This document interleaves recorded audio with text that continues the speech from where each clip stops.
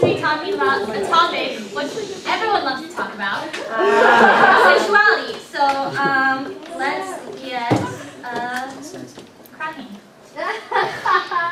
Okay. This is a quote about sexuality by Judith Pascoe. She did feminist studies. We can continue. Okay, so why do we like sexuality in literature? Because it's fun, it's exciting, it keeps everyone entertained, and they're good to get invested in. Next slide. So we have a classic, a romantic novel, Wuthering Heights, where the emotions are intense, the characters are intense, everything is real. Then we have things like this. So,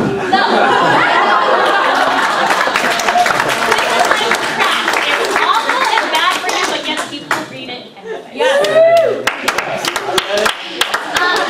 Quality of the relationships and the human interactions are what make these plays so great. So we have different types of relationships. We have Bassanio and Antonio, and then we also have Florinda and Belleville. We have literature has a range of relationships. Yeah. But when someone is a player, when someone is seduction, when they are tempting, can't that be a weakness, or is that a strength? We have Belleville, who ultimately, by swooning all these women, has a gun put to his chest and his life almost taken away.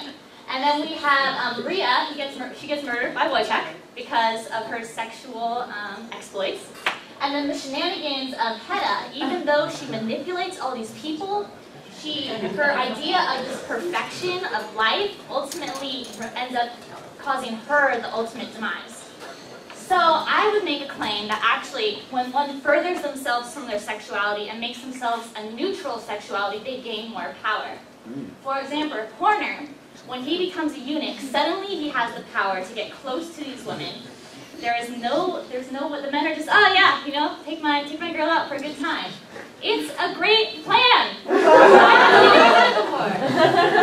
And so I think that Horner actually comes from an inspiration of Queen Elizabeth I, because she, by breaking away and not marrying and staying a single woman, becomes in a way a king.